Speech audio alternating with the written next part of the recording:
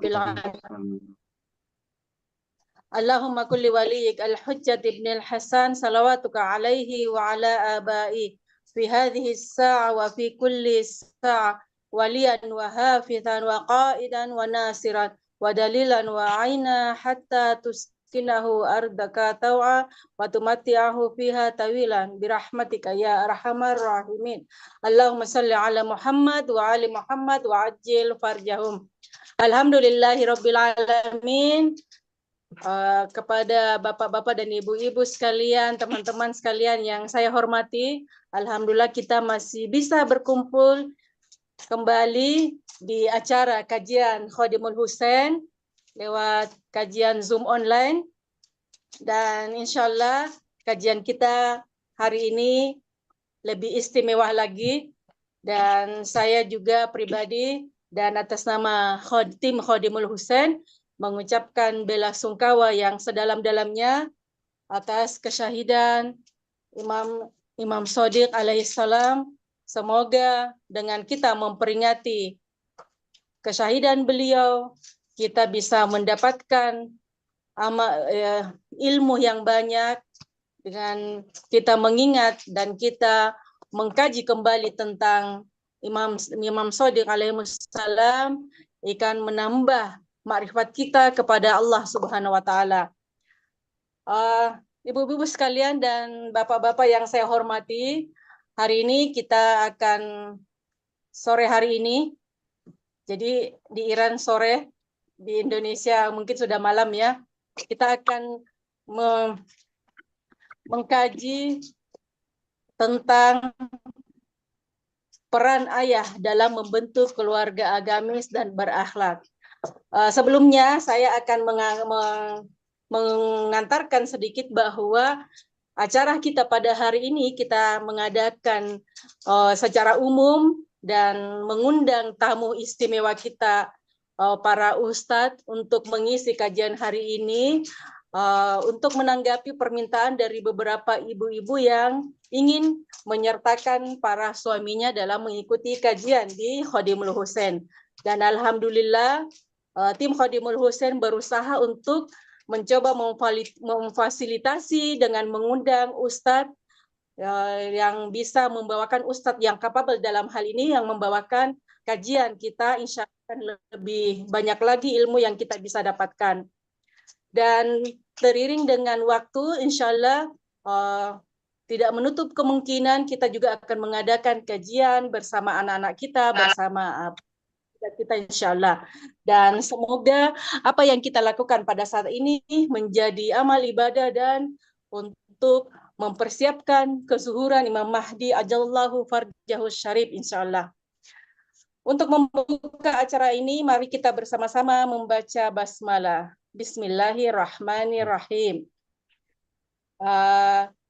Dengan saya tidak mengulur-ulur waktu, mari kita bersama-sama mendengarkan kalam ilahi, sentuhan ilahi yang akan dibacakan oleh Ustazah Kamarudin, Dr. Ustazah Kamarudin, yang akan membacakan Quran. Kami persilahkan.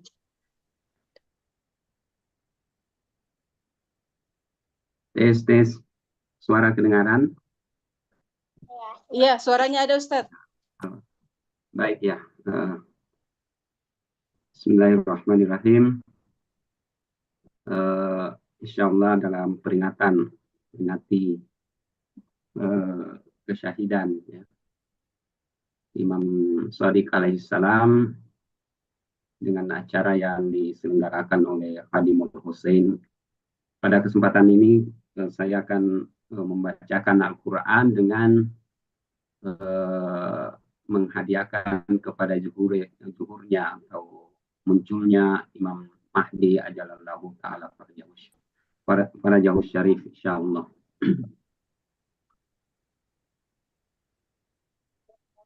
Suara kedengaran ya? Baik. Kedengaran? Ya, bagus. Suaranya cepat. Bagus. A'udzu billahi minasy syaithanir rajim.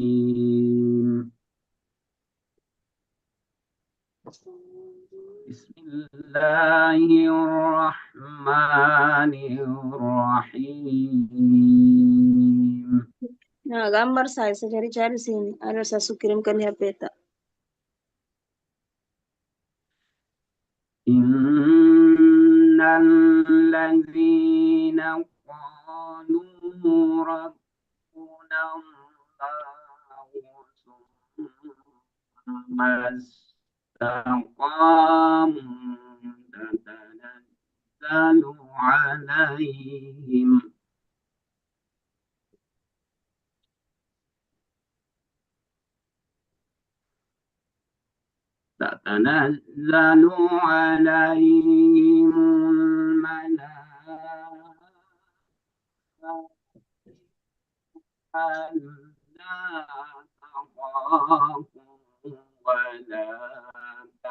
الملائكة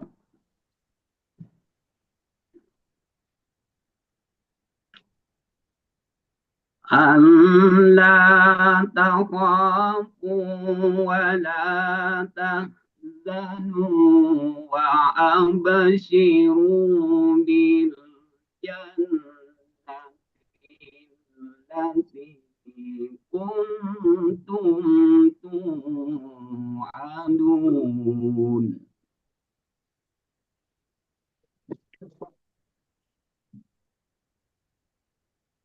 نحن أولياؤكم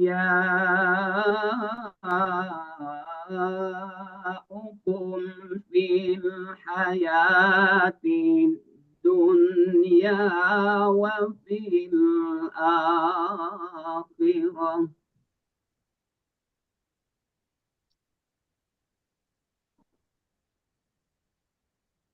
ولكم فيها ما تشتهي أنفسكم ولكم فيها ما تدعون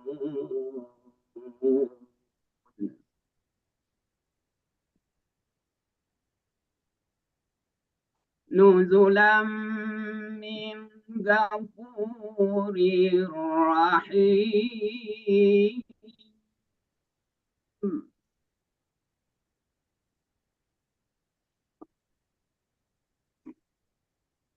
ومن أحسن قولا ممن دعا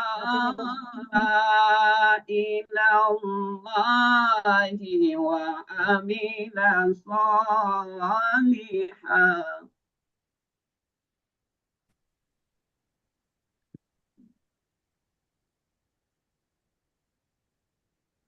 وعمل صالحا وقال إنني من المسلمين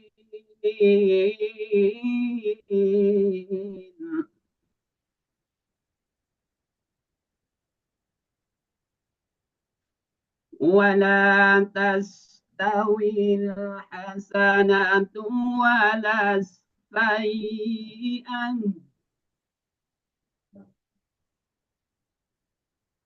ولا تستوي الحسنة ولا السيئة ادفع بالتي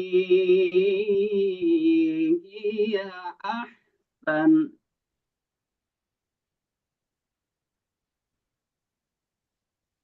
ادفع بالتي هي أحسن فإذا الذي بينك وبينه عداوة كأنه ولي حميم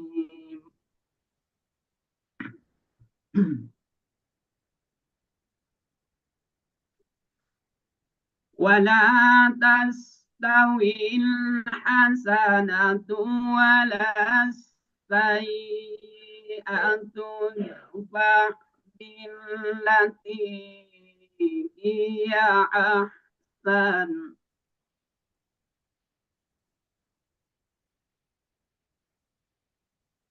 ادفع بالتي هي أحسن فإذا الذي بينك وبينه عداوة كأنه ولي حميم.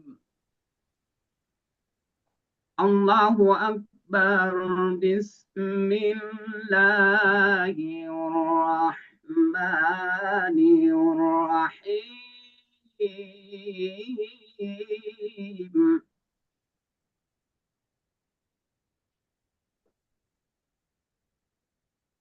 بسم الله الرحمن الرحيم.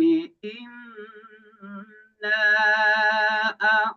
أعطيناك الكوثر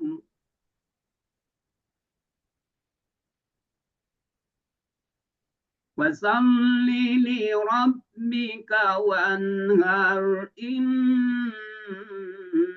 شانئك هو الأبتر. صدق الله العلي العظيم. اللهم صل وسلم وزد وبارك على رسول الله وآله الأطهار. على رسول الله وآله الأطهار.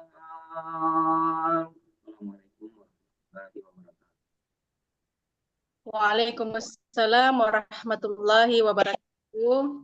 Terima kasih banyak kepada Ustadz Kamarudin. Allahumma nawwir qulubana bil Qur'an. Allahumma shalli ala Muhammad wa ali Muhammad wa ajil farjahum. Acara selanjutnya adalah acara inti kajian kita hari ini yang akan dibawakan oleh Ustadz Samsunar Nurdin dengan tema peran ayah dalam membentuk keluarga agamis dan berakhlak.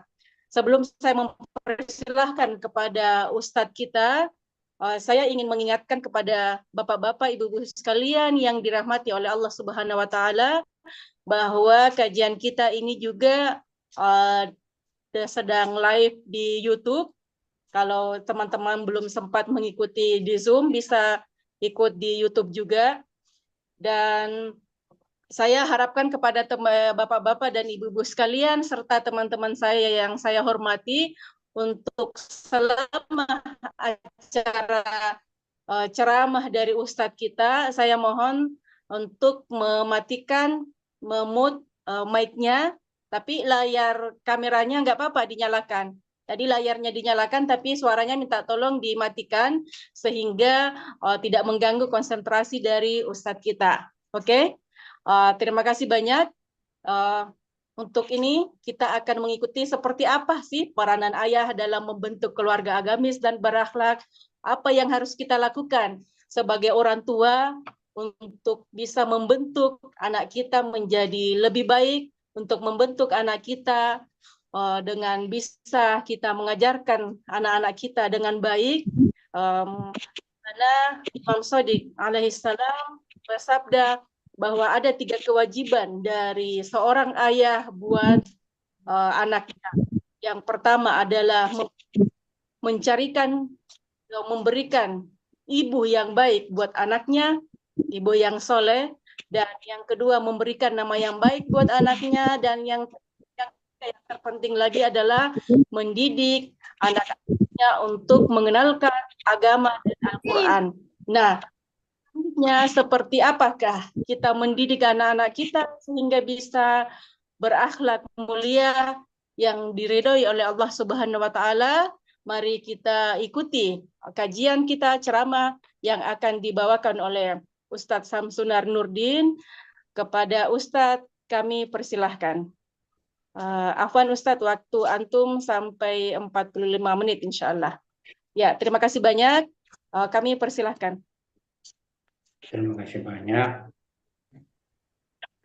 A'udzubillahi minasyaitonirrajim. Bismillahirrahmanirrahim. Assalamualaikum warahmatullahi wabarakatuh. Alhamdulillahi rabbil alamin. Wa bihi nasta'in. Wala hawla wala quwata illa billahil aliyyil azim. Subhanaka la ilma lana illa ma 'allamtana. Innaka antal alimul hakim. Wassalatu wassalamu ala ashrafil anbiya'i wal mursalin. Habibi ilahil alamin Abul Qasimi Muhammad. Allahumma salli ala Muhammadin wa ala ali Muhammad wa ala alihi tayyibin at-tahirin wa ashabil mayaminal muntajabin. Alhamdulillah, kita panjatkan puji syukur kehadirat Allah Subhanahu wa taala, karena segala puji hanya miliknya, Tuhan semesta alam.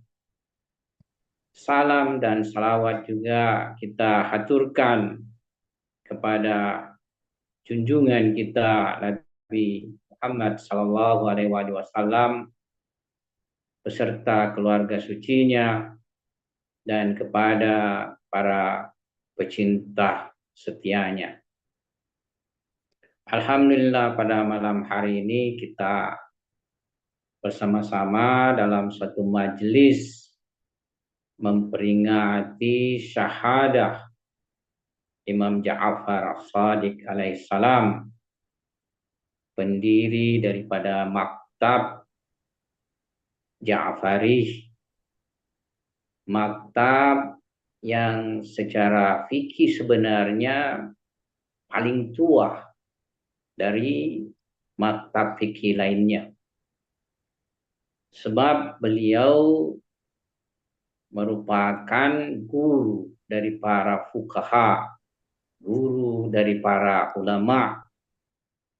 Beliau mempunyai murid dari berbagai keahlian ilmu-ilmu Islam, bahkan ilmu dan sains alam. Beliau guru daripada Imam Malik dan Imam Hanifah, Abu Hanifah. Karena itu maktab Ja'fari sebenarnya adalah maktab yang tertua dari segi fikih. Ya, karena para fuqaha dan imam fikih berikutnya itu merupakan murid-murid dari Imam Malik serta Abu Hanifah, ya. Nah, hadirin dan hadirat yang dimuliakan Allah Subhanahu wa taala, pada hari ini kita akan menggali pelajaran berharga dari Imam Ja'far Shadiq alaihissalam tentang peran ayah dalam membentuk keluarga yang agamis dan berakhlak. Tentu kita semua memahami pada hakikatnya keluarga itu adalah satu bentuk masyarakat yang paling kecil. Ya, karena kalau individu kan belum masyarakat. Ya, kalau masih sendiri, masih single, ya belum disebut masyarakat. Tapi kalau dia sudah punya pasangan, lantas punya keturunan, ya dia sudah bisa disebut sebagai bentuk masyarakat yang kecil, paling kecil, ya. Kan masyarakat bisa dibangun oleh satu keluarga, kemudian dari beberapa keluarga membentuk suatu suku, dari berbagai suku membentuk suatu bangsa dan seterusnya. Nah, Imam Ja'far Shadiq alaihissalam sebagaimana kita ketahui bahwa beliau merupakan lautan ilmu yang tak bertepi dan tak pernah kering. Di masa beliau, para ulama besar duduk mendengarkan pengajaran beliau. Mereka menimba ilmu dari Imam Ja'far Shadiq alaihissalam. Tapi yang paling penting bagi kita hari ini, bagaimana kita membahas terkait tentang menjalani kehidupan keluarga dan mendidik anak-anak yang kita teladani dari Imam Ja'far Shadiq. Bagaimana kita mendidik, kita punya keluarga berasaskan cahaya ajaran Ahlul Bait, khususnya ajaran Imam Ja'far Shadiq alaihissalam. Yang pertama kita hendak tinjau yaitu ayah sebagai pemimpin spiritual dalam rumah.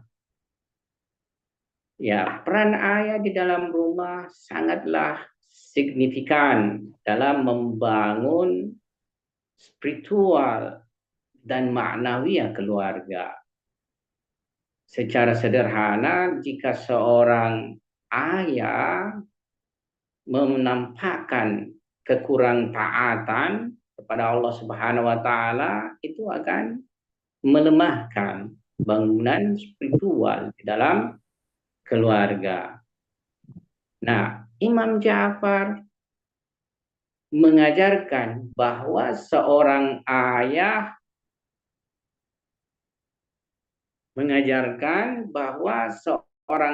adalah pilar, adalah tiang akidah, adalah tiang daripada agama dan tauhid dalam rumah tangga. Beliau di dalam sebuah riwayat berkata, ajarkanlah anak-anak kalian tauhid dan wilayah sebelum orang-orang menyimpang, mendahului kalian mengajarkan kesesatan kepada mereka.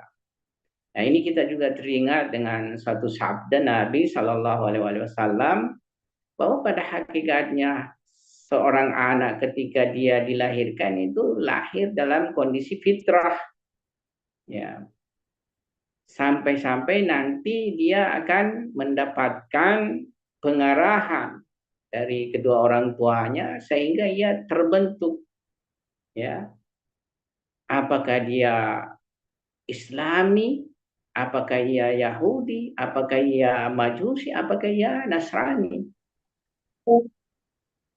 Nah, disinilah peran orang tua untuk bagaimana mentarbiyah anaknya. Jadi Imam mengatakan, ajarkanlah anak-anak kalian tauhid dan wilayah. Jadi yang pertama adalah tauhid yang sangat mendasar dalam prinsip kehidupan kita ini, yakni keyakinan terhadap Allah Subhanahu wa taala, keyakinan terhadap eksistensi Tuhan, keyakinan kita terhadap keesaan dan ketunggalan Allah Subhanahu wa taala. Nah, inilah yang harus kita transformasi terlebih dahulu kepada kita punya anak-anak. Ya. Wilayah sendiri ya tentu sebagaimana yang kita pahami pada hakikatnya merupakan turunan daripada tauhid itu sendiri. Oleh sebab itu, sebelum anak kita mengenal ajaran dan pemikiran yang tidak meyakini terhadap tauhid dan wilayah, ya kita yang harus terlebih dahulu menanamkannya kepadanya. Kita harus memperkenalkan anak kita terhadap tauhid, terhadap Tuhan pencipta, serta kenabian, serta keimamahan, serta maaf, serta keadilan ilahi, ya, dan semua dimensi yang akan menguatkan anak kita dari dimensi akidah dan keyakinan. Disebutkan bahwa suatu hari seorang ayah datang kepada Imam Sa'dik dan bertanya, kapan waktu yang tepat untuk mengajari anakku tentang cinta kepada Ahlul Bait? Ya, ini terkait tentang wilayah. Imam menjawab sebelum yang lain mengisi hatinya dengan kebencian. Kemudian beliau menambahkan, tanamlah benih kecintaan kepada kami seperti kamu menanam benih iman. Ia akan tumbuh bersama usia dan memperkuat imannya. Ya, dalam permasalahan ketuhanan kita bersama dengan agama-agama yang lain mempunyai kesamaan, berhadapan dengan paham ateistik, paham agnostik, paham di mana mereka mengingkari adanya Tuhan pencipta alam raya ini. Ya. Jadi kita di sini mempunyai kesamaan. Namun kita mempunyai lagi spesifik ajaran, yakni tauhidnya kita adalah, yakni ketuhanannya kita adalah ketuhanan tauhid yang murni. Ya, di sini tidak ada bisa kita toleran terhadap permasalahan tauhid, misalnya trinitas, apalagi politeisme, ya, dan lain sebagainya. Tidak ada di sini toleran. Yakni tauhid murni ajaran Islam yang harus kita ajarkan. Nah, sebelum mereka mengenal permasalahan ketuhanan yang tidak sama dengan ya tauhid Islam, ini kita yang punya tugas untuk menanamkan pada mereka pertama. Ya. Yang kedua yang harus diajarkan kepada anak kita tentang akhlak, ya. Tentu juga terhadap anak kita itu butuh pengajaran ibadah sebenarnya. Jadi ibadah yang di fikih yang kita istilah mereka akan mempelajarinya itu penting sekali. Jadi anak kita sebelum mencapai usia balik, di sini sudah harus mereka mengenal kewajibannya dalam ibadah kepada Allah Subhanahu wa taala. Mereka sudah memahami tentang tata cara salat, tata cara taharah, tata cara ibadah yang lain. Mereka sudah mesti mengetahuinya. Nah, dimensi yang lain yang sangat penting juga yaitu ayah sebagai teladan dalam akhlak. Ya, sebelum saya memasuki ini, tentu kalau seorang ayah misalnya tidak menampakkan ya dimensi religius di dalam kehidupan keluarga, dimensi religius ini yakni dimensi ketaatan ibadah kepada Tuhan, ya. Seperti misalnya ketika waktu salat sang ayah segera akan menuju tempat berwudu atau bahkan sebelum masuk waktu salat seorang ayah sudah mengambil air wudu, ya, kemudian bersiap-siap untuk melaksanakan salat. Nah, anak-anak kalau tidak melihat dimensi ini pada ayahnya, ya tentu kita tidak bisa berharap terhadapnya. Ataukah ibunya misalnya, ya. Jadi ada dua peran di sini, apakah ayah atau ibu. Tapi yang paling sempurna kalau kedua-duanya tentunya. Ya. Jadi kalau sang anak tidak melihat ayahnya mempunyai konsistensi terhadap ibadah, misalnya ketika datang salat zuhur tapi tetap duduk-duduk baca-baca korannya, ya sekarang sudah tidak ada koran, ya. baca HP-nya sekarang. Baca HP-nya misalnya sampai setengah jam bahkan 1 jam, ya. Jangan harap kita punya anak ini bisa tumbuh sebagai sosok yang punya perhatian terhadap permasalahan ibadah sedemikian, ya. Nah, oleh sebab itu ayah yang paling utama. Bahkan ayah bisa berpengaruh, ya. Suami bisa berpengaruh kepada istri dalam masalah ini, ya. Istri jika ia melihat sang suami sedemikian perhatian terhadap ibadah, ya demikian pula akan perlahan-lahan tumbuh pada dirinya perhatian terhadap ibadah, ya. Kebanyakan demikian, ya. Tapi bukan berarti tidak terjadi kebalikan.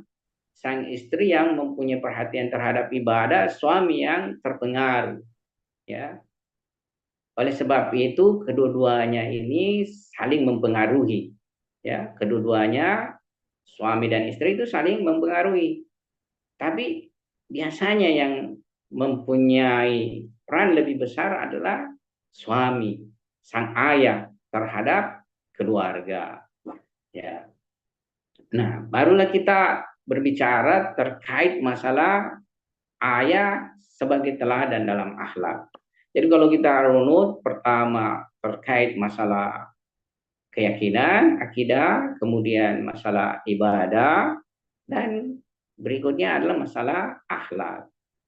Nah, di dalam permasalahan akhlak, Imam Ja'far menekankan pentingnya keteladanan akhlak seorang ayah. Beliau, ya, berkata, tidak ada pemberian terbaik dari seorang ayah kepada anaknya selain akhlak yang baik, ya. Kalau misalnya kita diminta pilih mana sih yang lebih dikedepankan, ibadah, misalnya ibadah sedang-sedang saja, tapi akhlak sedemikian, ya, harus istilahnya kita contohkan. Sepertinya kalau kita lihat berbagai riwayat, ajaran Ahlul Bait itu lebih mengedepankan dimensi akhlak yang sangat penting. Misalnya ibadah, maksud saya ini bukan tidak penting, ya, penting.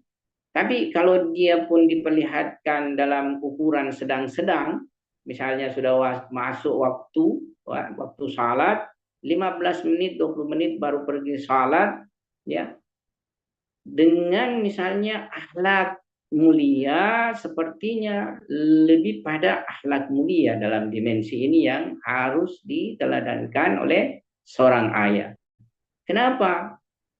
Karena demikianlah, kalau seorang yang tidak baik akhlaknya dikarenakan dia tidak melihat contoh akhlak mulia dari ayahnya, dia juga akan merusak dirinya dan merusak orang lain, ya. Tetapi kalau ibadah tidak seperti demikian, karena hubungannya kepada Tuhan, ya. Sementara hubungan dengan Tuhan dalam artian seorang hamba itu mudah sekali mendapatkan pertolongan dan rahmat dari Allah Subhanahu wa taala. Dan jika ia melakukan kesalahan berhadapan dengan Tuhan, Tuhan sangat cepat memaafkannya. Tuhan sangat cepat mengampuninya. Tapi kalau kesalahannya terhadap orang lain dikarenakan akhlaknya yang buruk, ya ini berat baginya di dalam permasalahan terlepasnya daripada dosa dan kesalahan. Ya, jadi Imam mengatakan dalam hal ini tidak ada pemberian terbaik dari seorang ayah kepada anaknya selain akhlak yang baik. Pemberian di sini artinya sebenarnya contoh. Jadi seorang ayah mesti jadi contoh akhlak baik di rumah. Ya. Bukan pemberian ya sesuatu yang diberikan bersifat hadiah, bukan. yang maksudnya hadiah yang terkadang kita berikan, tapi maksudnya ini dia memanifestasikan di dalam kehidupan keluarganya akhlakul karimah. Dia bisa bertutur kata kepada istrinya, tidak pernah misalnya membentak istrinya, ya. Dia bertutur kata kepada istrinya senantiasa dengan suara yang baik, intonasi yang baik. Nah, ini akan dicontohi oleh anaknya, ya. Dia bertutur kata kepada anaknya dengan lembut, dengan kasih sayang, ya. Ini akan masuk pada kalbu anaknya, ya. Jadi perilaku mulia inilah yang akan dicontohi oleh keluarga, ya. Kalau istri, ya, senantiasa mendapatkan perlakuan yang lembut dari suaminya, ya, tentu dia juga akan berbalik kepada suaminya dengan perlakuan yang serupa. Anak-anak dengan melihat ayah dan ibu tidak pernah saling membentak, tidak pernah saling istilahnya ini menampakkan akhlak yang buruk, ya dia akan terbangun akhlak baiknya, ya seperti itu. Nah, bagus juga kita membawakan fenomena yang pernah terjadi di dalam kehidupan Imam Ja'far Shadiq. Di sini, ya, dikisahkan bahwa Imam Shadiq pernah memergoki salah satu anaknya, berbicara dengan suara keras kepada pelayan rumah. Imam memanggil anak itu dan berkata lembut, ya, berkata dengan lembut. Kalau kita ini, ya, kalau anak kita melakukan kesalahan, kita langsung memarahinya, membentaknya, dan lain sebagainya. Justru bentuk seperti ini akan membuat sang anak, ya, apa istilahnya itu, kayak terhinakan, akan kayak terrendahkan. Nah, dengan itu dia di dalam dirinya nanti muncul semacam pemberontakan, ya, dan itu akan berefek pada perilaku yang tidak baik dari anak. Kalau imam mengajarkan, ya, dia dengan lembut, ya. Beliau berkata, kami adalah keluarga yang tidak menaikkan suara kepada yang lebih lemah. Ya, jika kamu ingin ditinggikan derajatmu oleh Allah, maka turunkan suaramu kepada hambanya. Nah, saya ingin juga sedikit mengungkapkan, kalau kita keras suaranya kepada orang yang mesti dihormati, justru kita berdosa, ya. Kalau kepada Nabi, sebagaimana yang kita lihat di dalam surah Al-Hujurat, terdapat sahabat yang pernah keras suaranya kepada Nabi, dikatakan jangan kamu suarakan, jangan kamu keraskan suaramu kepada Nabi, karena bisa jadi pahalamu terhapus, bisa saja pahalamu mengalami ihbat, ya, dia akan terhapuskan. Jadi kita dalam bertata krama kepada orang yang mesti dihormati tidak boleh lebih tinggi suara kita, misalnya kepada guru kita, ya, apalagi kepada imam, kepada Rasulullah Sallallahu Alaihi Wasallam. Nah, tapi yang terjadi dalam fenomena ini, yakni imam melihat seorang anaknya berkata keras terhadap pelayannya.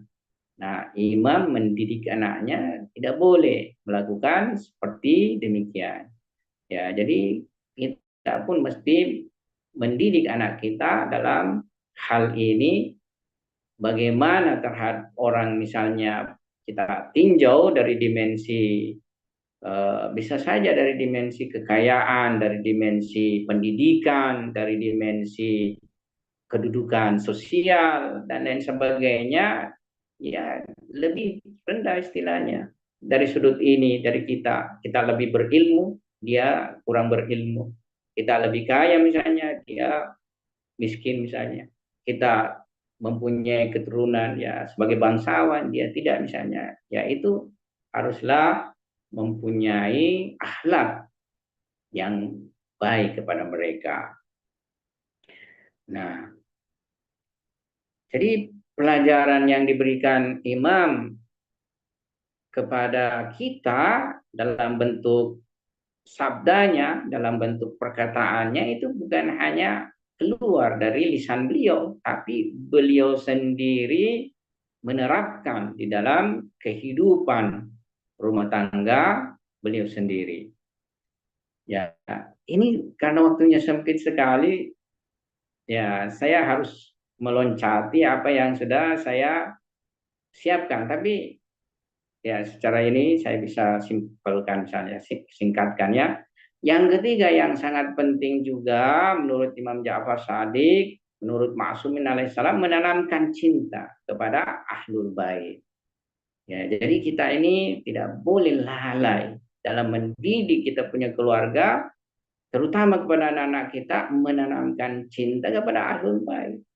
Olehnya itu ya bawalah anak-anak kita ini ke majelis-majelis yang memperingati syahada, wilada para maksumin alaihissalam. Karena dengan mengetahui kemuliaan mereka akan menumbuhkan cinta pada diri anak-anak kita. Jadi sayang misalnya kalau kita lihat orang tua rajin hadir dalam majelis-majelis syahada, majelis wilada, tapi anaknya tidak diajak. Kalau masih kecil mereka ajak. Padahal masa kecil itu belum mengerti apa-apa. Bukan berarti tidak mendapatkan emanasi berkah dan rahmat dalam majelis itu, tetap dapat.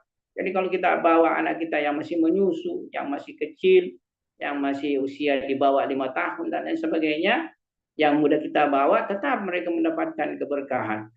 Tapi yang sebenarnya lebih penting lagi kita bawa ketika anak kita ini sudah tumbuh. Karena dia sudah bisa memahami, sudah bisa mengerti. Kalau dia sudah berusia 9 tahun, 10 tahun, 11 tahun, bahkan misalnya sudah tingkat SMA, ini yang sangat penting kita arahkan untuk hadir di majelis-majelis memperingati Ma'sumin alaihissalam. Lucunya yang saya amati jamaah sekarang, kalau anaknya sudah besar, tidak hadir nih di majelis. Ya ini karena bahasa Makassar, padahal mungkin ada peserta bukan orang Makassar. Ya saya pakai mimi itu orang Makassar. Ya seperti itu ketika dia berbicara. Ya jadi kadang kita ini lalai, padahal pada usia itu sangat penting sekali. Usia SMP anak kita itu sangat penting sekali. Usia SMA kita harus arahkan anak kita. Kalau tidak, disinilah dia dicuri keyakinannya. Disinilah dia dicuri mazhabnya. Disinilah dia dicuri akhlaknya. Ya, kita harus perhatian sekali pada usia-usia anak kita yang demikian ini. Ya, sebenarnya banyak yang harus kita bahas. Saya ingin bahasakan lagi satu kisah nyata. Ada seorang pemuda dari Kufa yang datang kepada imam dan berkata, "Wahai cucu Rasulullah, aku sangat mencintaimu." Imam bertanya, "Apakah kamu telah mengajarkan cinta ini kepada anak-anakmu?" Pemuda itu menjawab, "Belum, wahai imam." Imam berkata, "Sampaikan pada mereka sebelum kematian memisahkan kita. Karena anak-anakmu akan menjadi saksi bagi cintamu di akhirat." Saya pikir kalau kita ini lalai terhadap anak kita asik sendiri terhadap mazhab kita, dia nanti akan menghalangi kita di akhirat. Kalau dia jalannya tidak di dalam maktab ahlul bait. Makanya pilihlah jalan bagi anak-anak kita yang terbaik. Jangan terlalu perhatian terhadap dunia. Ya, kebanyakan ini kita terlalu perhatian bagaimana mi anakku kalau besar ki. apa pekerjaannya, mesti dia sekolah di sini, sekolah bagus, mesti dia kuliah umum dan sebagainya, jadi insinyur, jadi dokter, supaya rezekinya lancar nanti. Ya, tapi kita lalai dalam agamanya. Pesantrenkan anaknya supaya akhlaknya baik, diajarkan usuluddin padanya, diajarkan fikih padanya, diajarkan akhlak padanya, diajarkan Al-Qur'an kepadanya. Ya, kebetulan saya sekarang ini membangun pesantren. Ayo pesantrenkan anak-anak kita. Semboyan kita, anak-anak kita hari ini harus pesantren untuk dijaga dari dimensi akhlaknya, akidahnya, ibadahnya, dan lain sebagainya. Ya, nah ada beberapa poin lagi, tapi saya ingin singgung yang paling terakhir ini supaya kita menyentuhnya. Yang sangat penting adalah nafkah halal, ya, sebagai fondasi keluarga. Kita sudah tahu semua bahwa bagaimana itu makanan haram kalau masuk dalam tubuh kita, maka kita punya ibadah tidak diterima, ya. Bahkan dia akan membentuk ruh kita, karena makanan haram itu adalah racun bagi jiwa kita, racun bagi anak-anak kita, racun bagi istri kita. Oleh sebab itu kalau makanan haram kita bawa ke rumah, niscaya tidak bisa kita berharap tumbuh itu spiritual, tumbuh itu maknawi, terbentuk itu akhlak karimah. Tidak bisa kita berharap. Kita harus benar-benar perhatian terhadap permasalahan ini. Oleh karena itu Imam Ja'far Shadiq alaihissalam berkata, bekerja untuk mencari rezeki yang halal demi keluarga adalah bagian dari jihad di jalan Allah Subhanahu wa taala. Nah, Imam sendiri pernah dikenal sebagai seorang pedagang yang sangat jujur. Suatu kali salah satu kafilah bisnisnya pulang dengan untung besar, ya, karena harga barang, ya, ketika itu sedang langka. Ya, ini barang ketika itu sedang langka, ya, dengan harga yang tinggi dijual oleh, ya, ini bagian bisnisnya ini. Nah, ketika tahu bahwa keuntungan itu didapat dari memainkan kelangkaan pasar, Imam segera membagi semua keuntungan kepada fakir miskin dan berkata, kita tidak memberi makan keluarga dari kesempitan orang lain. Kita tidak memberi makan keluarga dari kesempitan orang lain, dari dimensi-dimensi yang syubhat, ya, kita tidak boleh, ya, sama sekali.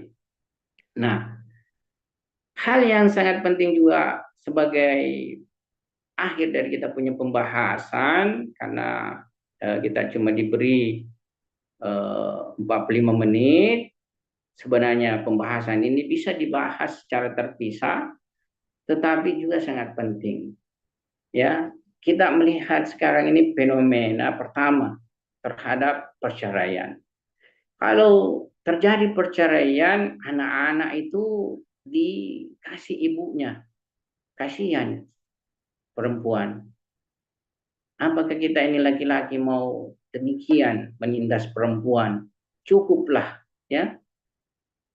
Kenapa bukan kita yang harus mengambil alih, ya, nafkah daripada anak kita? Ini kalau terjadi perceraian. Tapi kalau tidak terjadi perceraian, kita bersama dengan keluarga kita, yakni kita bertanggung jawab sepenuhnya terhadap persoalan nafkah daripada keluarga.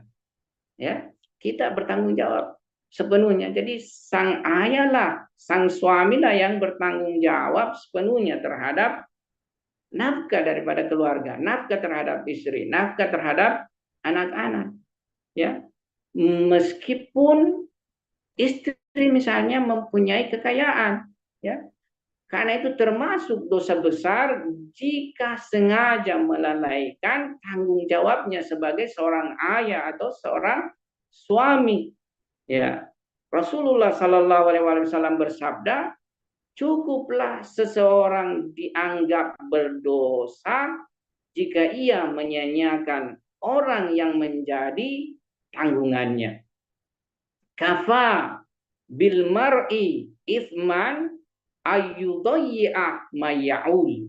Ya. Jadi cukuplah seorang dianggap berdosa ketika dia melalaikan tanggung jawabnya, mencarikan rezeki yang halal, memberi nafkah kepada istri dan anak-anaknya. Oleh sebab itu kita tidak boleh misalnya membiarkan istri kita bekerja, kita duduk di rumah. Tidak boleh seperti itu. Ya. Tetap kita harus mengambil peran sebagai suami, sebagai ayah, pergi bekerja, mencari rezeki untuk keluarga. Boleh jadi misalnya istri kita karena memiliki keahlian, dia mudah mendapatkan pekerjaan. Tapi hasil dari pekerjaannya itu sebenarnya tidak boleh kita makan. Kalau dia tidak ridho, ya. Jadi kita itu harus selalu bertanya, ridho tidak bahwa hasil kerjamu ini saya makan? Karena tidak ada tanggung jawabnya dia memberi makan kita, ya. Justru sebaliknya kita yang bertanggung jawab. Makanya kita tetap harus cari rezeki, meskipun kecil dibanding istri kita, ya. Kita tidak boleh ganggu sama sekali harta istri kita, kecuali kalau dia ridho. Tapi bukan berarti kita boleh tidak bekerja selagi kita mampu, ya. Kan bisa saja ada kasihan suami sudah tidak mampu lagi bekerja karena penyakit misalnya dan lain sebagainya. Tapi selagi mempunyai kemampuan, tidak boleh kita itu bermalas-malasan di rumah. Tidak boleh kita berdiam di rumah, membiarkan istri kita yang keluar rumah mencari rezeki. Ya, tidak bisa seperti itu. Ya. Dan tentu kita sudah memahami bahwa nafkah adalah hak wajib istri dan anak. Menurut fikih kita, fikih ahlul bait, nafkah istri, makanan, pakaian, tempat tinggal adalah kewajiban syar'i suami. Kewajiban syar'i suami, ya. Dan tidak gugur walau istrinya kaya, ya. Sebagaimana dijelaskan Imam Ja'far Shadiq, seorang laki-laki wajib memberi nafkah kepada istrinya dan memenuhi kebutuhannya meskipun istrinya memiliki harta. Dan yang terpenting yaitu suami akan ditanya di hari kiamat. Kelalaian terhadap nafkah akan menjadi bahan hisab di akhirat. Sebagaimana Imam Ali alaihissalam berkata, tanggung jawab seorang suami terhadap istri dan anak-anaknya akan menjadi beban di hadapan Allah jika ia tidak melaksanakannya. Ya. Dan yang paling terakhir, bahwasanya akan kehilangan berkah dalam rezeki. Ya. Jadi kalau suami tidak bekerja untuk menghasilkan nafkah bagi istrinya, bagi anak-anaknya, itu dia akan kehilangan berkah dalam rezeki. Jadi ada misalnya harta dari istri, tapi istri belum tentu itu sebenarnya ridho. Ya, jangan pikir ketika istri tidak pernah bicara bahwa saya ini yang menjadi tulang punggung keluarga bekerja, kenapa kamu misalnya tidak keluar bekerja, bahwa dia ridho kita itu di rumah dan makan hasil kerja dan keringatnya. Boleh jadi dia tidak ridho. Ketika tidak ridho, subhat ini masalah ini. Makanan kita ini. Subhat. Ya. Dan kalau kita masukkan makanan subhat pada diri kita, tentu tidak akan kita mendapatkan dimensi spiritual, dimensi manawi, dan lain sebagainya. Tidak ada perkembangan dimensi yang berhubungan masalah ukhrawi kita. Kalau kita sedemikian. Ya. Oleh sebab itu sangat penting masalah ini. Nah, Imam Ja'far Shadiq bersabda, barang siapa yang menahan nafkah dari keluarganya, padahal ia mampu, termasuk mampu untuk bekerja, maka Allah akan mencabut berkah dari hartanya. Ya, inilah mungkin yang bisa saya sampaikan pada malam hari ini dalam durasi kurang lebih 45 menit. Ya, meskipun kita tentunya banyak yang kita bisa bahas dan gali, terutama sekaitan dengan kehidupan hari ini, tapi bahwasanya seorang ayah, seorang suami mesti menjadi sentral di dalam membangun keluarga yang agamis dan keluarga yang berakhlak. Ya, karena dialah yang sebenarnya menurut ayat suci Al-Quran mesti memegang memang kepengaturan dalam dimensi keseluruhan keluarga. Meskipun perempuan dalam dimensi di dalam rumah, dia yang memegang ya peran kepengaturan. Saya kira ini yang saya bisa sampaikan, mudah-mudahan bisa bermanfaat bagi kita semua. Wabillahi taufiq wal hidayah. Assalamualaikum warahmatullahi wabarakatuh.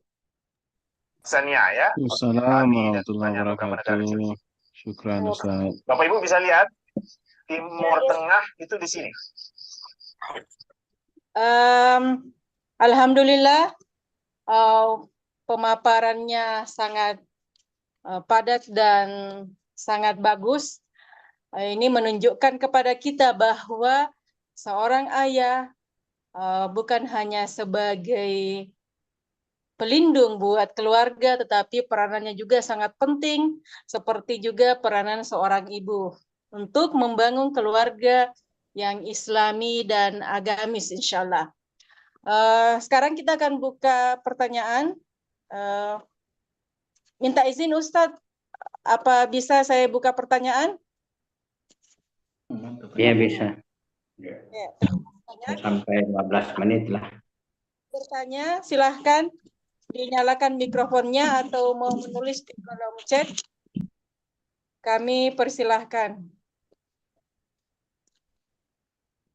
Ya, silahkan Bapak-Bapak sekalian, Ibu-Ibu yang saya hormati. Sekiranya ada pertanyaan, ada yang mau ditanyakan, kami persilahkan.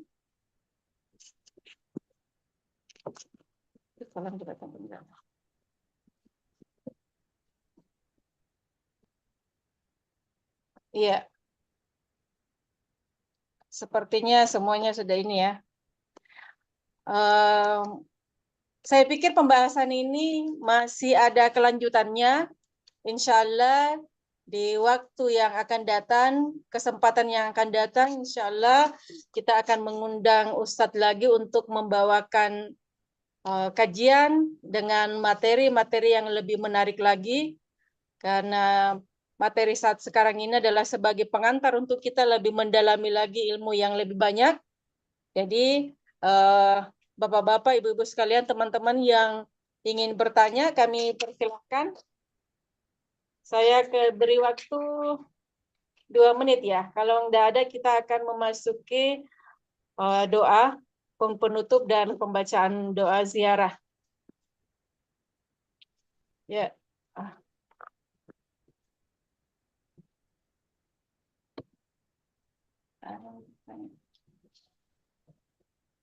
Moderator mungkin punya pertanyaan. Biasanya moderator mulai bertanya, peserta lain baru berani juga bertanya. Kalau moderator sepertinya sudah selesai semua. Ya. Saya harus banyak belajar sama Ustadz ini, Ustadz. Iya. Mau tanyakan begini, Ustadz. Terkadang anak-anak kita pada saat usia 7 tahun sampai 9 tahun itu masih menurut sama kita. Nah, ketika dia sudah mencapai usia, misalnya usia anak sekarang saya ini sekitar 15 tahun, ini sudah sangat susah untuk diarahkan. Karena dia merasa bahwa apa yang dia pikirkan itu sudah benar menurut dia. Pengarahan kita sudah menurut dia itu sudah, mungkin karena dia sudah capek juga mendengar arahan dari ibunya misalnya. Nah, Bapak inilah yang sebenarnya sangat berperan untuk mendekati anaknya. Kira-kira Ustadz ada kiat-kiat yang perlu dilakukan gimana supaya anak kita itu bukan hanya dia sebagai anak yang harus mengikuti aturan kita aja, tetapi dia bisa menjadi teman juga buat kita dan bisa menjadikan kita sebagai orang tuanya itu sebagai teman untuk mengeluarkan unek-uneknya, teman untuk misalnya untuk diskusi. Ini mungkin ada kiat-kiatnya Ustadz, sehingga anak-anak kita bisa arahkan tanpa memerintah beliau. Memerintah anak-anak ini saya sangat tidak sepakat untuk hal seperti itu. Mungkin ada kiatnya Ustadz, kami silahkan. Iya, jadi kalau misalnya anak-anak itu mulai sejak kecil dididik oleh kedua orang tuanya, tentu dia akan tumbuh secara harmoni. Kan begini, kalau dimensi tinjauan irfaninya, ibu itu berdimensi tajalli, ya, jamaliyah, ya, di mana dia berdimensi kelembutan, kepengasihan, ya. Tapi seorang ayah itu berdimensi tajalli jalaliyah, yakni berdimensi keperkasaan, berdimensi kekuatan, dan lainnya, ya. Nah, jadi kedua dimensi ini benar-benar haruslah terjun secara langsung di dalam mendidik sang anak, ya. Karena itu sang anak dia akan memperoleh kelembutan dari ibunya dan dia akan memperoleh keperkasaan dari ayahnya. Tentu di sini juga akan dilihat, kalau misalnya perempuan, tentu dia akan lebih banyak menyerap dimensi kelembutan. Kalau dia laki-laki, ya mesti dia lebih banyak menyerap dimensi keperkasaan. Nah, di sini kita lihat bahwa ayah kalau terhadap anak-anak laki-lakinya dia harus bermain, dia harus perhatian, dia harus terjun langsung untuk membina dan mendidiknya. Sebaliknya, ibu terhadap anak perempuannya demikian juga, harus terjun langsung melayani dimensi-dimensi yang dia butuhkannya. Ya, anak perempuan mau main masak-masak, ibunya harus misalnya mau, ya, diajak main masak-masak sama anak perempuannya. Kalau sang ayah, anak laki-lakinya mau main karate atau main bola, ya mesti juga melayani seperti itu. Disinilah misalnya harus menikah cepat ini. Kalau seperti kita misalnya terlambat menikah, sudah tua, anak masih kecil, mau diajak berlari, ya, main bola, main karate dan sebagainya, kan nggak bisa, ya. Jadi di sini ada dimensi harus cepat menikah. Ini anjuran kepada kita semua. Kalau punya anak mau menikah, langsung saja nikahkan. Dan itu saya sudah contohkan. Jadi bukan ngomongan saja. Anak pertama saya menikah 19 tahun usianya. Ketika dia sudah mau menikah, saya carikan bersama ibunya. Saya carikan, ya. Nah, anak memang kapan kita lepas sedikit terhadap kontrol mereka, bukan berarti kita harus kontrol dengan bentuk mengkungkungnya, bukan seperti itu. Karena kita harus bijak, selalu mengajak dia juga bicara, ya. Kita harus mengajak dia berbicara. Kalau misalnya ada keluhannya, kita harus dengarkan. Jadi selalu terjadi, ya, apa istilahnya ini, keakraban terhadap anak, ya. Jadi di usia tertentu kalau kita selalu mendampinginya dalam mendidiknya, itu dia tidak akan seperti itu, misalnya memberontak, tidak ada pemberontakan dari dirinya. Nah, tetapi kalau kita pernah lalai, kemudian dia keluar daripada kita punya bimbingan, di sini dia akan nanti mendapatkan sesuatu yang lain, dan ketika dia merasa bahwa itulah yang sesuai dengan keinginannya, dia akan memberontak pada orang tua, ya. Dia akan, istilahnya, tidak akan lagi mendengar orang tua, keinginan orang tua, ya. Kita memang tidak bisa paksakan juga 100% kepada anak, tapi kita juga tidak boleh melepaskan anak 100% terhadap keinginannya. Kan anak itu tidak mengetahui apa yang dia istilahnya ke depannya ini, karena dia belum punya pengalaman. kitalah seorang orang tua yang punya pengalaman terhadap persoalan kehidupan ini. Mengapa kita tekankan dia mesti misalnya belajar agama dengan baik sebelum dia keluar sebagai orang yang dewasa? Karena ini yang akan menjadi bekalnya untuk tetap ya di jalan sirat mustaqim, di jalan agama ini ya. Nah, ini anak tidak tahu, kita yang harus mengarahkan dimensi ini. Tapi tentang keahliannya misalnya, apa keahliannya? Kadang kita tidak boleh paksakan dia. Ya, kita tidak boleh paksa dia, kamu misalnya harus ahli matematika ketika dia tidak menyukai matematika. Kamu harus menjadi ahli fisika misalnya, atau menjadi ulama bahkan. Kita tidak boleh paksa dia menjadi ulama bahkan kalau dia tidak punya keinginan ke situ. Tapi bahwa kita harus menguatkan terlebih dahulu agamanya, ini yang orang tua yang paham. Anak tidak paham. Kenapa? Ya, karena ketika anak sudah besar, miskin agamanya, kurang agamanya, ya sangat mudah diubah oleh kekuatan materialisme, kekuatan kekufuran, kekuatan yang lain, ya.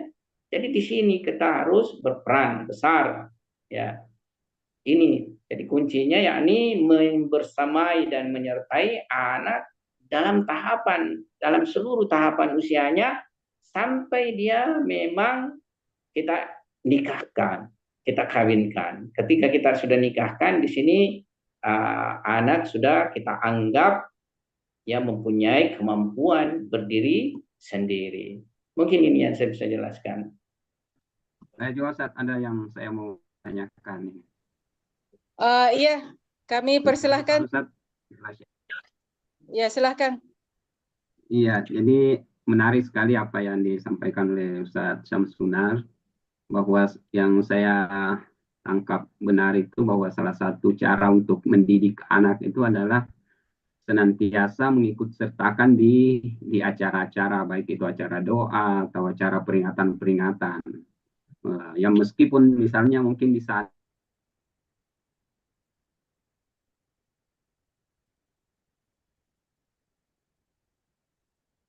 Suaranya putus.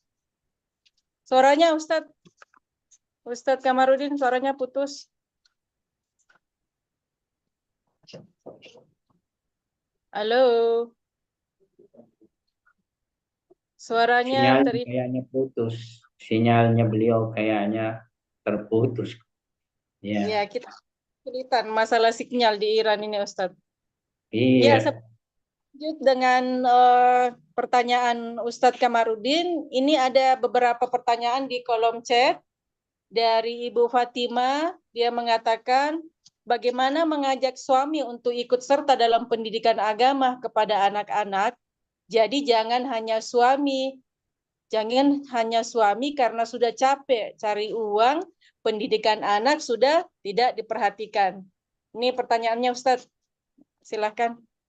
Ya, ini kita bisa kembali lagi dalam ajaran maktab Imam Ja'far Shadiq. Kita harus membagi waktu, ya. Ada waktu ibadah, ada waktu cari nafkah, ada waktu bersama keluarga, ya, bersama keluarga, yakni bersama istri, bersama anak-anak, dan ada waktu berrekreasi. Jadi ada 4 ini waktu harus kita bagi, ya. Ada waktu cari nafkah, boleh jadi ini lebih banyak bagi seorang ayah di dalam meluangkan mengalokasikan waktunya mencari nafkah, tapi tetap harus ada waktu, ya. Kalau ibadah ya istilahnya terhadap dirinya, bagaimana dia beribadah kepada Allah Subhanahu wa taala, memperuntukkan waktunya. Nah, tapi ada waktu untuk keluarga, ya. Saya ingat itu seorang ulama besar, kalau tidak salah adalah Ayatollah Hasan Zadeh Amulia almarhum, mengatakan kalau seorang pelajar agama sudah kembali di rumahnya tidak boleh lagi buka-buka buku lagi membaca. Ketika di rumah itu sama keluarga ya, bersama keluarga Jadi seorang ayah kalau pulang di rumah untuk keluarga, jangan lagi untuk HP, jangan lagi untuk santai-santai nonton saja.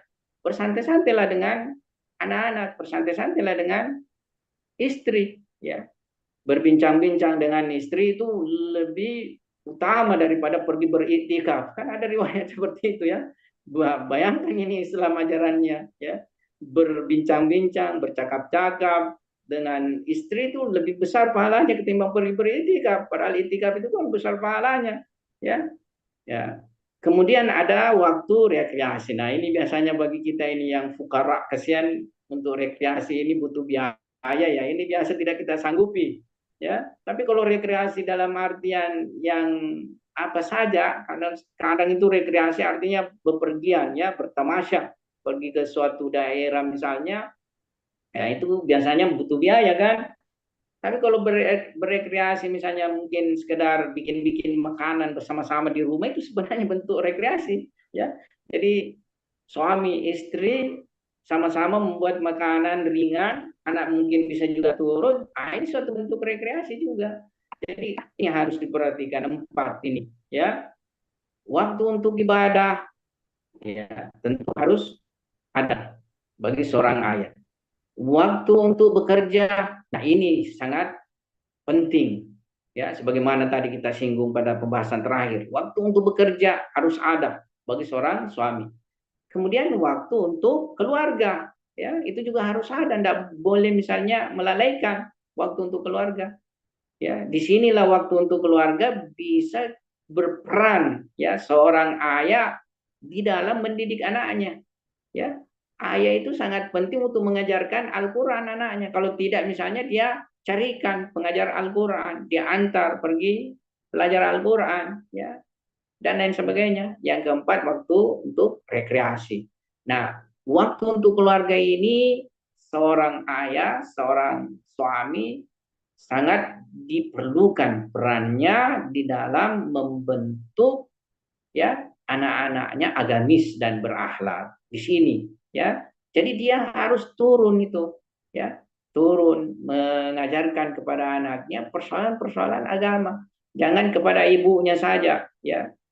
Jangan kepada ibunya. Artinya ibunya juga mempunyai peran, ya, tapi dia mesti tambahkan, ya, mesti tambahkan, ya, peran ibu itu kepada anak-anaknya. Memang banyak fenomena itu, ya, seorang ayah, seorang suami, ya, karena pulang dari bekerja tidak ada lagi perhatian terhadap keluarga, terhadap anak-anak. Tidak bisa seperti itu. Tadi saya sudah jelaskan bahwa didikan anak itu, tarbiyah ruh anak-anak itu butuh 2 dimensi. Apa dimensi tadi? Jamaliyah yang diperankan oleh ibu, dimensi jalaliyah yang diperankan oleh ayah. Satu yang minus, anak tidak sempurna di dalam kehidupannya, ya, secara keseluruhan. Harus 2 dimensi ini, ya, bergandengan terhadap diri seorang anak. Saya kira ini yang saya sampaikan. Ya Ustadz, terima kasih banyak. Pertanyaan selanjutnya dari Ibu Nur Hasana. Saya mau tanya, bila di usia SMP sampai SMA, anak dijauhkan dari ibunya oleh keluarga besar karena alasan ibunya seorang pecinta Ahlul Bait, bagaimana caranya untuk memasukkan ilmu tentang keimahan Ahlul Bait begitu ketika sekarang mereka, jadi anaknya mungkin ini mereka sudah dekat, ketika sekarang sudah dekat anak-anak dengan ibunya. Ya, ini kiat-kiatnya kayaknya Ustadz. Oh iya. Jadi kalau sudah anak kita dekat kepada kita kembali, tentu sudah kesempatan kita untuk mendidiknya dengan ajaran Ahlul Bait. Yang pertama, ajaran Ahlul Bait ini di samping yang bersifat fisik, yang bersifat dilihat, ya, dimensi tawassul juga, dimensi doa juga, dimensi yang lain itu juga sangat besar perannya. Jadi kita bertawasul kepada imam bahwa, ya imam misalnya, ya, saya ingin mendidik anak saya ini, berilah dia pancaran cahaya hidayah kepadanya supaya mudah dididik. Nah, bisa juga dengan itu. Bisa juga dengan berdoa kepada Allah Subhanahu wa taala. Ya, tapi tentu peran yang bersifat ya istilahnya nyata dalam bentuk mentarbiahnya itu sangat dibutuhkan. Jadi seorang ibu harus menampakkan bahwasanya hidup di jalan Ahlul Bait ini sungguh sangat menyenangkan, sungguh sangat membahagiakan. Ya, ketika dia berdoa sangat nikmat, sangat tenang, ya dia rasakan ketika dia sholat, ketika dia berziarah misalnya membaca doa ziarah itu sangat menyenangkan spiritual itu terhadap dirinya ya. Kemudian mengajarkan kepada mereka tentu dengan juga dalil-dalil ya. Kadang kita tidak bisa melepaskan dalil ya. Jadi kalau kita mau mengajarkan kita harus belajar juga dalil-dalil ya. Misalnya kebenaran Ahlul Bait ya, bahwa Ahlul Bait itu demikian ya, itu harus kita pelajari juga seperti itu ya, dalil-dalil tentang keutamaan Ahlul Bait, kemudian dalil tentang keimamahan mereka, dalil seperti itu ya. Jadi di sini harus digabungkan tiga dimensi ini ya. Pertama adalah dimensi ruhi, dimensi maknawi, berdoa, bertawassul pada aimah. Kemudian yang kedua adalah kita sendiri menampakkan bagaimana di dalam jalan Ahlul Bait ini kita merasa bahagia, merasa nikmat, merasa lezat ya dalam kehidupan. Dan yang ketiga, peran pengetahuan dalam membentuknya dengan dalil, dengan argumen juga harus kita sertakan. Saya pikir ini tadi kita sepakat 15 menit, sudah lebih 15 menit ya tanya jawab yang kita sudah peruntukkan. Ya. Ini ada pertanyaan satu lagi Ustadz, gimana? Nggak usah dijawab. Iya, satu. Oke, satu kita jawab. Ya. Ya. Ibu Zahra, Assalamualaikum. Tanya, sekarang dengan sibuknya ayah. Terputus-putus ki moderator, tidak ya terdengar dengan jelas. Ya, saya ulangi Ustadz. Melihat sekarang dengan sibuknya ayah di kantor dan kesibukan di luar rumah, seolah-olah anak dan keluarga hanya mendapat sisa-sisa waktu dan capeknya sang ayah. Sehingga anak dan keluarga mengalami kekosongan peran ayah di keluarga yang tidak tergantikan dengan peran ibu. Pertanyaan, bagaimana mengisi kekosongan peran ini? Ya, silakan Ustadz. Maksudnya kekosongan peran seorang ayah karena kesibukan dan keletihan ya kerja ya. Iya Ustadz. Ya, hal ini mungkin bisa kita isi dengan pertama ya. Tapi ini yang paling pokok dulu, harus berusaha punya peran terhadap keluarga, punya peran terhadap anak-anak. Ini dulu yang asli, yang pokok. Tapi kalau misalnya memang kurang, kalau kurang bukan berarti kita tidak boleh ya. Maksudnya minimal waktu pun harus kita peruntukkan.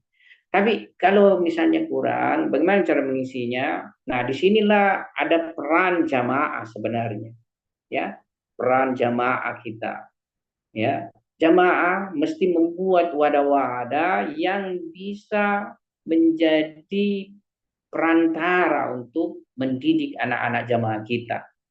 Misalnya ada yang disebut di sini apa ya, Sunday School misalnya. Sunday School itu sudah bagus sekali ya. Setiap hari Minggu ada pengajaran ya, baik dari ustazah atau ustaz terhadap anak-anak di dalam permasalahan keagamaan, masalah pembentukan akhlak. Nah, itu sudah bagus. Tapi dimensi yang lain juga bisa kita buat. Misalnya dimensi pengajaran bahasa Inggris. Kenapa tidak? Di sini anak kita bisa justru dia termotivasi ya. Biasanya yang agak sedikit mempunyai dimensi berhubungan dengan dunia kerja itu lebih menarik ya. Misalnya kursus bahasa Inggris atau pengajaran bahasa Inggris. Tapi nanti di dalam pengajaran bahasa Inggris ini berbagai dimensi yang bersifat mendidik di sini di dalam, ya. Diajarkan ustazah bagaimana memaknai suatu riwayat dengan bahasa Inggris atau ayat suci Al-Quran dengan bahasa Inggris, bermain dengan bahasa Inggris tapi dengan misalnya bersifat agamis. Ya, ini bisa saja matematika dan apa saja semua bisa menjadi wasilah ini sebenarnya untuk mendidik anak kita dengan baik, bertambah ilmunya, bertambah adabnya, bertambah agamanya, kan begitu. Yang kita inginkan semua begitu kan, bertambah ilmunya, bertambah adabnya, bertambah agamanya. Ya, ini yang harus ya dari kita ini ya, harus berpikir bagaimana membuat ya kiat-kiat untuk menarik anak kita ya dalam didikan agama. Ya, saya pikir kalau kita bisa membuat wadah-wadah seperti ini sangat membantu bagi orang tua yang mempunyai kesibukan sangat sibuk misalnya. Saya kira itu saja yang saya jelaskan. Yeah. Ya, terima kasih banyak Ustadz. Penjelasan sangat-sangat bermanfaat buat kami. Semoga Allah Subhanahu wa Ta'ala selalu memberikan kesehatan, keselamatan buat Ustadz dan keluarga beliau. Dan semoga Allah Subhanahu wa Ta'ala selalu memberikan kesempatan kita untuk selalu belajar dan menimba ilmu dari beliau, insya Allah. Terima kasih banyak. Untuk acara selanjutnya, kita akan beralih ke pembacaan doa ziarah yang akan dibacakan oleh Ustadz Rahman. Kepada Ustadz Rahman, kami persilahkan. Bismillahirrahmanirrahim. Terima kasih atas kesempatan yang diberikan kepada kami. Saya mengajak kita semua untuk menghadapkan wajah kita ke pekuburan Baqi. Kita hadapkan wajah kita ke pekuburan yang mana Imam Ja'far As-Shadiq dimakamkan di sana. Kita panjatkan tawasul kita kepadanya. Kita haturkan bela sungkawa kita kepada sahibil asri wal zaman, Al-Mahdi ajalallah ta'ala farajahu syarif. Kita haturkan juga bela sungkawa kita kepada Az-Zahra. Dalam sebuah riwayat dijelaskan bahwa Ja'far As-Shadiq alaihi salatu wassalam di akhir-akhir hayatnya memiliki dua kesamaan dengan ibunya Az-Zahra salamullah alaiha. Kesamaan yang pertama adalah kurus. Jadi Imam Ja'far As-Shadiq alaihi salatu wassalam di akhir hayatnya tampak sangat kurus sekali. Dalam riwayat dijelaskan kana kasyabah. Syabah di sini bermakna tulang yang dibungkus oleh kulit. Betul-betul lunglai, lemah dalam segi fisik. Takbir yang sama juga terdapat pada sebuah riwayat yang mengisahkan bagaimana Sayyidah Fatimah Az-Zahra di masa-masa terakhirnya. Dalam riwayat dijelaskan sarat kal khiyal. Maknanya sama, yaitu tulang yang dibungkus oleh kulit. Dalam riwayat dijelaskan ketika Amirul Mukminin alaihi salatu wassalam memasukkan Sayyidah Fatimah Az-Zahra ke liang lahat ke dalam kubur, betul-betul jasad Sayyidah Fatimah Az-Zahra sangat lemah, sangat kurus sekali. Ini persamaan yang pertama antara Imam Ja'far As-Shadiq dengan Sayyidah Fatimah Az-Zahra salamullah alaiha. Persamaan yang kedua adalah sama-sama rumahnya dibakar. Sayyidah Fatimah Az-Zahra salamullah alaiha dalam sejarah bahwa dikisahkan bahwa rumahnya dibakar. Demikian pula dengan Imam Ja'far As-Shadiq alaihi salatu wassalam. rumahnya pun dibakar. Dalam riwayat dijelaskan ketika Mansur Dawaniki, seorang khalifah, memerintahkan kepada sekelompok orang untuk membakar rumah Imam Ja'far As-Shadiq alaihi salatu wassalam, Imam Ja'far As-Shadiq bersama beberapa orang tetangganya datang memadamkan api yang berkobar di rumahnya Imam Ja'far As-Shadiq. Dan alhamdulillah rumah itu diselamatkan, apinya dapat dipadamkan. Dan alhamdulillah tidak ada korban sama sekali. Tapi seketika Imam Ja'far As-Shadiq alaihi salatu wassalam duduk di sebuah sudut rumah, kemudian menangis. Sahabatnya bertanya, "Duhai Imam, alhamdulillah rumah sudah selamat, tidak ada korban. Mengapa engkau menangis?" Imam Ja'far As-Shadiq alaihi salatu wassalam menjawab, "Tangisanku bukan karena musibah yang menimpa kita saat ini. Akan tetapi tangisanku ini mengingatkanku kepada peristiwa Karbala, di mana tenda-tenda keluarga Al-Husain dibakar. Anak-anak Al-Husain lari ketakutan, dan pada saat itu tidak ada satu orang pun yang dapat menolong, karena semua telah syahid." Inilah dua kesamaan antara Imam Ja'far As-Shadiq alaihi salatu wassalam dengan bundanya Fatimah Az-Zahra salamullah alaiha. Oleh karena itu, semoga doa ziarah kita ini menjadi tawasul kita kepada Imam Ja'far As-Shadiq alaihi salatu wassalam, agar kita diberikan syafaat kelak di hari kiamat.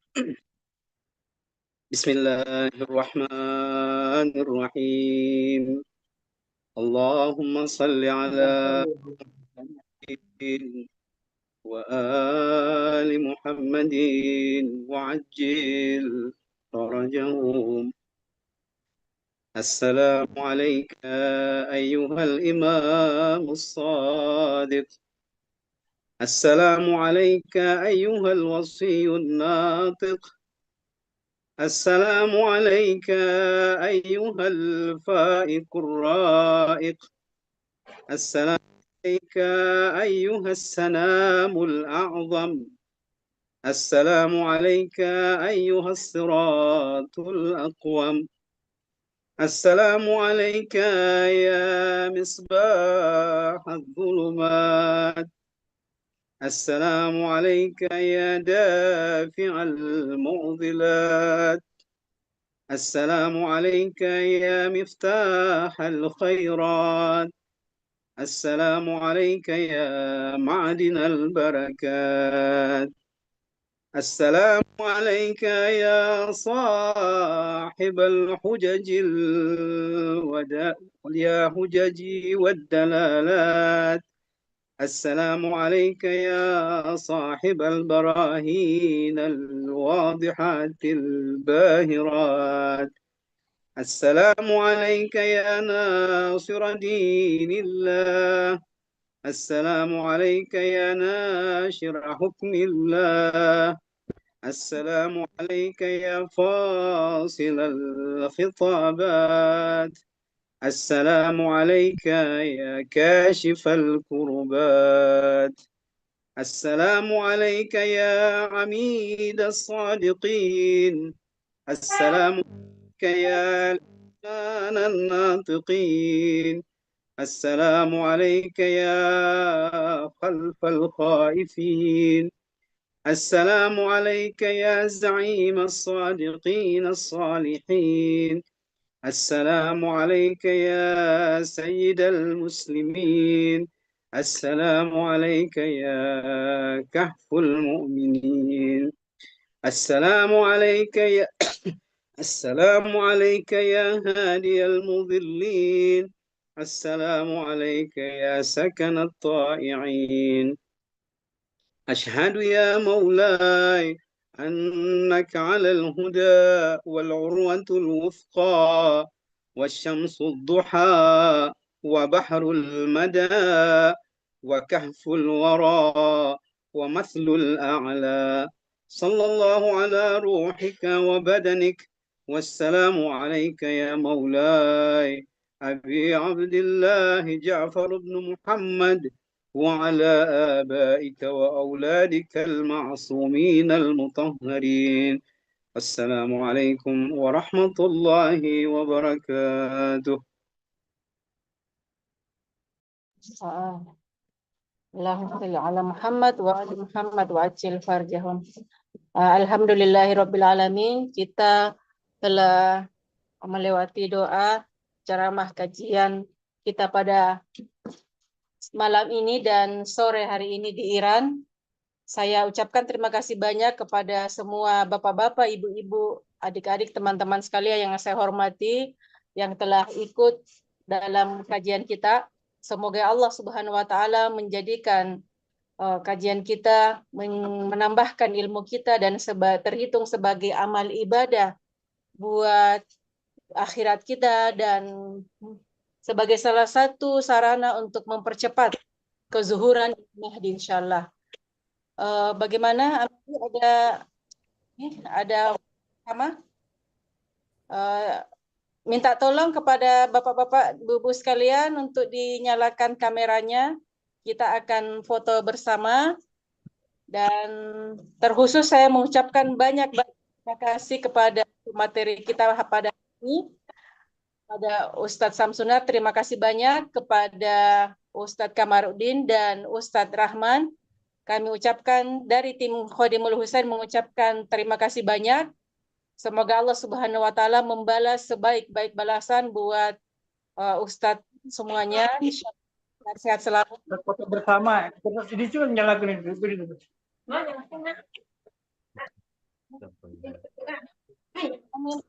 Sudah nyala semua. Izin saya screenshot untuk slide pertama. 1, 2, 3. Dan selanjutnya slide berikutnya 1, 2, 3. Dan berikutnya